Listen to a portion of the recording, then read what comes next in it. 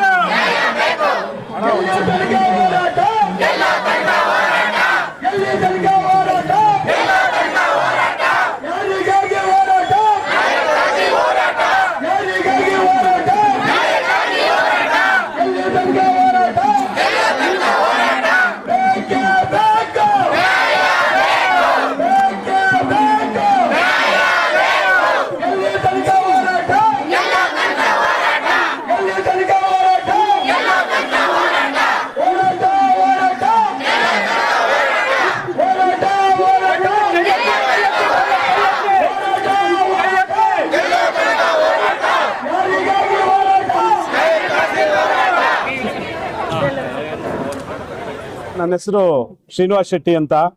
ನಾವು ಕೋಲಾರ ಜಿಲ್ಲೆಯಿಂದ ಈ ಒಂದು ನಾಮಧಾರಿ ನಗರತ ಏನು ಅಯೋಧ್ಯ ನಾಮಧಾರಿ ನಗರತ ಒಂದು ಜನಾಂಗ ಇದೆ, ಆ ಜನಾಂಗದ ಪರವಾಗಿ ಬಂದಿದ್ದೀವಿ. ಏನಾಗಿದೆ ಅಂದ್ರೆ ನಮ್ಮ ಜನಾಂಗ ಸುಮಾರು 4-5 ಡಿಸ್ಟ್ರಿಕ್ಟ್ಗಳಲ್ಲಿ ಜನಸಂಖ್ಯೆ ಇದೆ. ಅಂದ್ರೆ ಅಲ್ಪರಲ್ಲಿ ಅಲ್ಪಸಂಖ್ಯಾತರಾಗಿದ್ದೀವಿ. ನಮ್ಮನ್ನು ಇದುವರೆಗೂ ಆಗ್ಲಿ ಒಂದು ಸರ್ಕಾರದ ಮಟ್ಟದಲ್ಲಿ ಗುರುತಿಸಿಲ್ಲ. ಗೆಜೆಟ್ ಅಲ್ಲಿ ಇದುವರೆಗೂ ನಮ್ಮ ಜನಾಂಗದ ಏನ್ ನಾಮಧಾರಿ ನಗರತ ಅಂತಿದೆ, ಆ ಜನಾಂಗದ ಬಗ್ಗೆ ಎಲ್ಲೇ ಆಗಿರ್ತಕ್ಕಂಥ ಒಂದು ನಮ್ಮ ಹೆಸರನ್ನ ಇಲ್ಲ. ಇವತ್ತು ನಾವು ಆರ್ಥಿಕವಾಗಿ ಮತ್ತು ಸಾಮಾಜಿಕವಾಗಿ ಹಿಂದುಳಿದ ವರ್ಗವಾಗಿದ್ದು ಇರೋದ್ರಿಂದ ಸಹನೂ ಯಾರೇ ಆಗ್ಲಿ ನಮ್ಮ ಸರ್ಕಾರ ಮಟ್ಟದಲ್ಲಿ ಇದುವರೆಗೂ ಗುರುತಿಸಿಲ್ಲ. ಅದರಿಂದ ನಾವು ಇವತ್ತು ಏನು ಇಲ್ಲಿ ಬಂದಿದ್ದೀವಿ, ನಮ್ಮ ಜನಾಂಗ ಒಂದು ಒಗ್ಗೂಡಿಸಿಕೊಂಡು ನಾವು ಜಿಲ್ಲಾ ಮಟ್ಟದಲ್ಲಿ, ತಾಲೂಕು ಮಟ್ಟದಲ್ಲಿ, ಒಂದು ಹೋಬಳಿ ಮಟ್ಟದಲ್ಲಿ ಸಹ ಹೋರಾಟ ಮಾಡಿಕೊಂಡು ಇವತ್ತು ರಾಜ್ಯ ಮಟ್ಟದಲ್ಲಿ ಒಂದು ಸರ್ಕಾರ, ಒಂದು ಮುಖ್ಯಮಂತ್ರಿಗಳ ತನಕ ನಾವು ಈ ಒಂದು ನಮ್ಮ ಒಂದು ಬೇಡಿಕೆ ಏನಿದೆ ಅದನ್ನ ನಾವು ತಿಳಿಸ್ಬೇಕು ಅಂತ. ಏನು ಒಂದು ಜಾತಿ ಪ್ರಮಾಣ ಪತ್ರ ಬೇಕು ಅಂದ್ರೆ ಒಂದು RD ನಂಬರ್ ಬೇಕು. ಆ RD ನಂಬರ್ ಬೇಕು ಅಂತ ಹೇಳಿದ್ರೆ ಒಂದು ಗೆಜೆಟ್ ಅಲ್ಲಿ ನಮ್ಮ ಜಾತಿ ಜನಾಂಗ ಎಷ್ಟು ಜನಸಂಖ್ಯೆ ಇದೆ, ಅವರ ಒಂದು ಕುಲಕಸಬೇನು, ಅವರ ಒಂದು ಆಹಾರ ವಿಚಾರಗಳ ಬಗ್ಗೆ ಬೇಕು. ಅದು ಸಹ ಇದುವರೆಗೂ ನಮ್ಮ ಒಂದು ಜನಾಂಗದ ಬಗ್ಗೆ ಎಲ್ಲೇ ಆಗಿರ್ತಕ್ಕಂಥ ಒಂದು ಎಂಟ್ರಿ ಇಲ್ಲ. ಅದರಿಂದ ಸಾಮಾಜಿಕವಾಗಿ ನಮ್ಮ ಒಂದು ಜನಾಂಗ ಕೂಡ ಒಂದು ಹಿಂದುಳಿದಕ್ಕಂತ ಒಂದು ವರ್ಗ, ಒಂದು ಹಳ್ಳಿಗಾಡಿನಲ್ಲಿ ಕೂಲಿ ಕಾರ್ಮಿಕರಾಗಿರ್ಬೋದು, ಮತ್ತೆ ಸಣ್ಣ ವ್ಯವಸಾಯ ಆಗಿರ್ಬೋದು, ಮತ್ತೆ ಸಣ್ಣ ವ್ಯಾಪಾರ ಆಗಿರ್ಬೋದು ನಡೆಸ್ಕೊಂಡು ಬಂದಿದೆ. ಸಮಾಜದಲ್ಲಿ ಸಂವಿಧಾನ, ನಮ್ಮ ಒಂದು ಭಾರತದಲ್ಲಿ ಸಂವಿಧಾನ ಒಂದು ಇದಾದ ನಂತರ ಎಲ್ಲಾ ಹಿಂದುಳಿದ ಜನಾಂಗಗಳಿಗೂ ಒಂದೊಂದು ಗುಂಪನ್ನ ಕೊಟ್ಟಿದ್ದಾರೆ, ಒಂದು ಕ್ಯಾಟಗಿರಿಯನ್ನ ಕೊಟ್ಟಿದ್ದಾರೆ. ಇದುವರೆಗೂ ನಮ್ಮನ್ನ ಅದರಲ್ಲಿ ಗುರುತಿಸಿಲ್ಲ ಅನ್ನೋದೇ ನಮ್ಮ ನೋವು. ಮುಂದಿನ ದಿನಗಳಲ್ಲಿ ನಾವಿವತ್ತು ಏನು 1000 ಜನಸಂಖ್ಯೆ ಬಂದಿದ್ದೀವಿ, ಮುಂದಿನ ದಿನಗಳಲ್ಲಿ ಇದು 10,000 ಕೂಡ ಆಗ್ಬೋದು. ಸರ್ಕಾರದ ಒಂದು ಮಟ್ಟದಲ್ಲಿ ಇದನ್ನ ಮುಟ್ಟಿಸ್ಬೇಕು ಅನ್ನೋದೇ ನಮ್ಮೆಲ್ಲರ, ನಮ್ಮ ಜನಾಂಗದ ಕೂಗಾಗಿದೆ ಸರ್. ತ್ರಿಷಾ ಎಸ್. ನನ್ನ ಅಪ್ಪ ಹೆಸರು ಶ್ರೀಕೇಶ್. ನಾವಪ್ಪ ರೈತ. ನಾನು ಬೂದಿಕೋಟೆ ಹೋಬಳಿ, ಬಂಗಾರಪೇಟೆ ತಾಲೂಕು, ಕೋಲಾರ ಡಿಸ್ಟಿಕ್. ನಂದು ಏಮ್ ಏನಿರೋದಂದ್ರೆ, ಗೋಲ್ ಏನಿರೋದಂದ್ರೆ ನಾನು MBBS ಮಾಡಬೇಕು. ನಂದು ಫಸ್ಟ್ ಅಟೆಂಪ್ಟ್ ದ್ವಿತೀಯ PUC ಅಲ್ಲಿ 85% ಬಂದಿತ್ತು. SLC ಅಲ್ಲಿ 95% ಬಂದಿತ್ತು. ಆದ್ರೆ ನನ್ನ ಫಸ್ಟ್ ಅಟೆಂಪ್ಟ್ ಅಲ್ಲಿ MBBS ಸೀಟ್ ಅಲ್ಲಿ 300 ಮಾರ್ಕ್ಸ್ ಬಂದಿತ್ತು. ಅದಕ್ಕೆ ಬೇರೆ ವರ್ಗದವ್ರಿಗೆ 400 ಬಂದ್ರೆ ಸಾಕು. ನಮ್ಗೆ ಜನರಲ್ ಅಂತ ನಮ್ಗೆ 600 ಬರಬೇಕು. ಅದಕ್ಕೆ ನಾವು ತಾಲೂಕು ಮಟ್ಟದಲ್ಲಿ ಹೋಗಿ ಕೇಳಿದಕ್ಕೆ ರೂರಲ್ ಸರ್ಟಿಫಿಕೇಟ್ ಕೊಡಿ ಅಂತ ಕೇಳಿದ್ರೆ, ನಿಮ್ದು RD ನಂಬರೇ ಇಲ್ಲ, ನಾವ್ ಹೆಂಗ್ ರೂರಲ್ ಸರ್ಟಿಫಿಕೇಟ್ ಕೊಡೋದು ಅಂತ ಅವ್ರು ಕೇಳಿದ್ರು.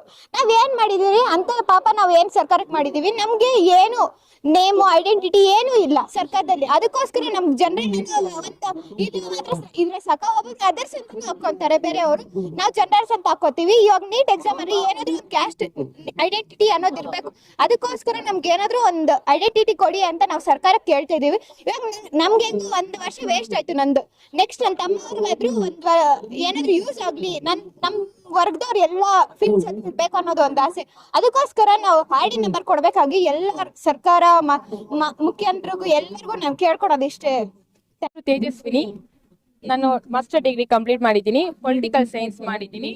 ಸೊ ನಾನು ಲೆಕ್ಚರರ್ ಆಗಬೇಕು ಅನ್ನೋದು ನನ್ನ ಕನಸಿದೆ. ಅದು KCET ಎಕ್ಸಾಮ್ ಬರೀಲೇಬೇಕು. KCET ಎಕ್ಸಾಮ್ ಬರೀಲಿಕ್ಕೆ ಎಷ್ಟು ಹೋರಾಟ ಬೇಕಿರೋ ನಾನು ಮಾಡಕ್ ರೆಡಿ ಇದ್ದೀನಿ. ಅದು ಅಪ್ರೂವಲೇ ತಗೊಂತಿಲ್ಲ. ಯಾಕೆಂದ್ರೆ ಸೈಬರ್ ಅಲ್ಲಿ ಹೋಗಿ ನಾವು ಅಪ್ರೂವಲ್ ಕೊಟ್ಟಿದೀವಿ ಅಂದ್ರೆ ನಿಮ್ದು ಕ್ಯಾಸ್ಟ್ ಇಲ್ಲ ಅಂತ ಕೇಳ್ತಿದ್ದಾರೆ.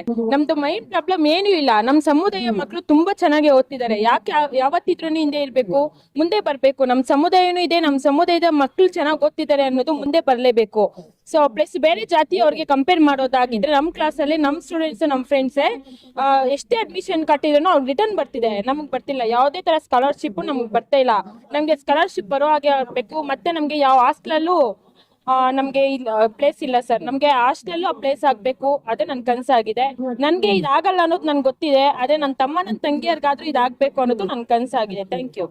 ಪ್ರಕಾಶ್ ಅಂತ, ನಾವು ಮಾಲೂರು ತಾಲೂಕು ನಲಾಂಡಳ್ಳಿ ಅಂತ. ನಾವು ಈ ಸಂಘಟನೆ ಮಾಡ್ಬೇಕಂದ್ರೆ ಪ್ರತಿಯೊಂದು ಹಳ್ಳಿನೂ ಓಡಾಡಿ ಎಲ್ಲರೂ ಒಂದ್ ಕಡೆ ಸೇರಿಸಿ ಸಂಘಟನೆ ಮಾಡಿ ಇವತ್ತು ನಮ್ಮ ಹೋರಾಟಕ್ಕೆ ಜಯ ಸಿಗ್ಬೇಕಂತೂ ಇಲ್ಲಿವರೆಗೂ ಬಂದಿದ್ದೀವಿ. ನಮ್ಮ ಸಮುದಾಯಕ್ಕೆ ಅನ್ಯಾಯ ಆಗಿದೆ. ನಮ್ಮ ಮಕ್ಕಳು ಓದ್ಬೇಕಂದ್ರೆ ವಿದ್ಯಾಭ್ಯಾಸಕ್ಕೆ ಇದು ಪ್ರಮಾಣ ಪತ್ರ, ಜಾತಿ ಪ್ರಮಾಣ ಪತ್ರ ಸಿಗ್ತಾ ಇಲ್ಲ. ಆ ಜಾತಿ ಪ್ರಮಾಣ ಪತ್ರ ಬೇಕು ಅಂತ ಹೇಳ್ಬಿಟ್ಟು ನಾವು ಇವತ್ತು ಹೋರಾಟ ಮಾಡ್ತಾ ಇದ್ದೀವಿ. ಈ ಹೋರಾಟಕ್ಕೆ ನಮ್ಗೆ ಜಯ ಸಿಗ್ಬೇಕು, ನಿಮ್ಮಿಂದ ನೀವು ಸಹಕಾರ ಮಾಡ್ಬೇಕು ಅಂತೇಳಿ ನಾನು 4 ಮಾತುಗಳು ಹೇಳ್ತಾ ಇದ್ದೀನಿ.